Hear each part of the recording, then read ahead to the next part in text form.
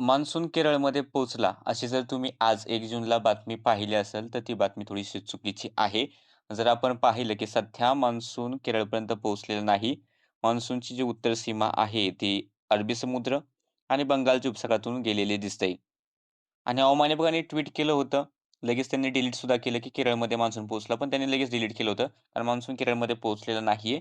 मात्र येत्या 2 ते 3 दिवसामध्ये मान्सून केरळमध्ये पोहोचण्यासाठी वातावरण अनुकूल आहे, असं हवामान विभागाचा अंदाज आहे. नमस्कार, मी किरण वाघमोडे. तुम्ही पाहतात हवामान अंदाज आणि बातम्या Facebook पेज आणि YouTube चॅनल.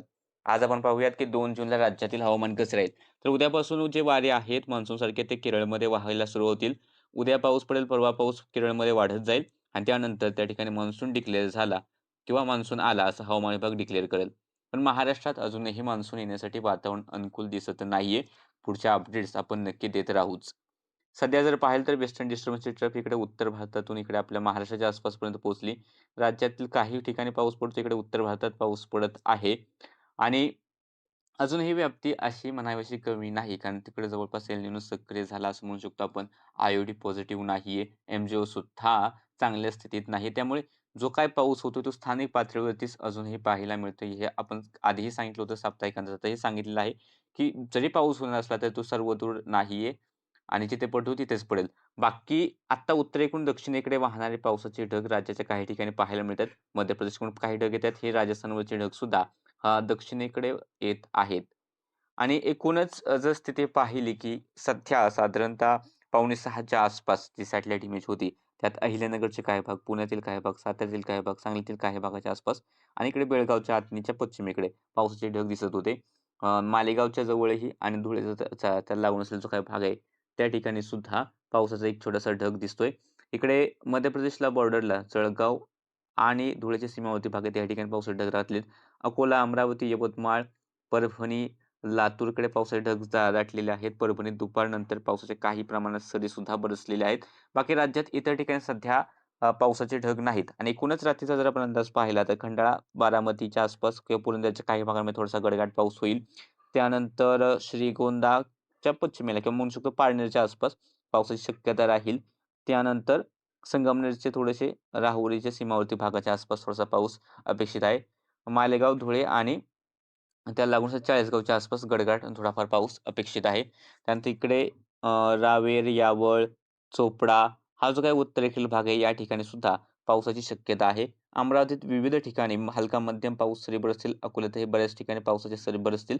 खूप मोठा पाऊस नाही, मात्र पावसाच्या सरी या भागांमध्ये पाहायला मिळण्याचा अंदाज आहे. लातूरमध्ये अशी स्थिती राहील, की बऱ्यापैकी भागांमध्ये पाऊस राहील. परभणीत काही ठिकाणी पाऊस राहील. यवतमाळमध्ये बऱ्यापैकी भागांमध्ये विखुरलेल्या स्वरूपात, असं नाही की सगळीकडेच मोठा होईल.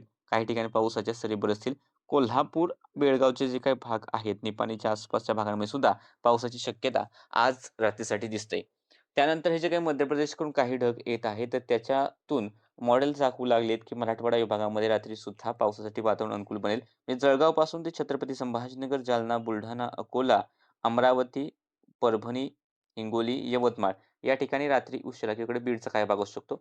रात्री उशिरा किंवा पहाटेच्या दरम्यान पावसासाठी पुन्हा एकदा वातावरण अनुकूल होईल असं बरेचसे मॉडेल्स दाखवू लागलेले आहेत. मल्टी मॉडेलनुसार हा अंदाज दिसतोय. पण अजून या ठिकाणी तसे ढग विकसित झाले नाहीत. आणि जरी या ठिकाणी पावसाची शक्यता जर मॉडेल दाखवत असतील, तरी त्याची व्याप्ती ही कमीच राहील. काही भाग म्हणजे बऱ्यापैकी भाग सुटतील सुद्धा. आणि इतर ठिकाणी सध्या जास्त काही पावसाचे ढग दिसत नाहीत. नागपूरच्या काही उत्तर भागाकडे थोडासा पाऊस अ, पाहायला मिळू शकतो. त्यानंतर उद्याची जर स्थिती पाहिली तर सर्वात प्रथम ढगांची जी काही वाटचाल असेल उद्या, मध्य महाराष्ट्रात उत्तरेकडून दक्षिणेकडे जाणारे अशा प्रकारचे ढग राहतील. थोडेसे कोल्हापूर, सांगलीकडे हे दक्षिण पश्चिमेकडे थोडेसे वळतील. त्यानंतर विदर्भ, मराठवाड्याच्या आसपासचे ढग हे दक्षिण पूर्वेकडे अशा प्रकारे जाताना पाहायला मिळतील. आणि एकूणच उद्या सुद्धा जरी पावसाची शक्यता असली, तरी सुद्धा ही शक्यता ठराविक क्षेत्रांपुरतीच मर्यादित राहील. सार्वत्रिक पावसाचा अंदाज नाही. उद्या रत्नागिरी, सिंधुदुर्ग, गोवा, कोल्हापूर, सातारा, सांगली, सोलापूर, धाराशिव, पुणे पूर्व, अहिल्यानगरच्या एका दुसरा दक्षिणेकडील भाग, लातूर, नांदेड हा जो भाग असेल, या ठिकाणी मेघगर्जना आणि पावसाची शक्यता सार्वत्रिक नाही, मात्र काही भागांमध्ये पाऊस बरसेल. त्यानंतर जळगाव, धुळेचे उत्तर भाग, नाशिकचा एखादा उत्तर पूर्वेकडील एक दुसरा तालुका, त्यानंतर इकडे बुलढाणा, अकोला, अमरावती, वर्धा, चंद्रपूर, यवतमाळ, वाशिम, नागपूर याही ठिकाणी सार्वत्रिक नाही, एक दुसऱ्या ठिकाणी गडगडाटी पावसाचे ढग हे विकसित होतील. राज्याच्या राहिलेल्या इतर ठिकाणी मात्र स्थानिक ढग निर्मिती झाली तरच थोडीशी शक्यता राहील. मॉडेल पाऊस दाखवतोय पण एवढ्या प्रमाणात पाऊस दाखवतोय तेवढी पाऊस पडत नाही. त्यामुळे फक्त स्थानिक ढग निर्मितीवरती तुम्ही लक्ष ठेवा. हवामान विभागाचे इशारे पाहिले तर त्यानुसार उद्या नंदुरबार, धुळे, जळगाव, छत्रपती संभाजीनगर, जालना, बीड, अहिल्यानगर, नाशिक, पुणे, सातारा, रत्नागिरी, रायगड, ठाणे, पालघर, मुंबई या ठिकाणी मेघगर्जनेसह पावसाचा इशारा आहे. त्यासोबत अमरावती, वर्धा, नागपूर, भंडारा, गोंदिया, गडचिरोली, चंद्रपूरकडे सुद्धा मेघगर्जनेसह पावसाचा इशारा आहे.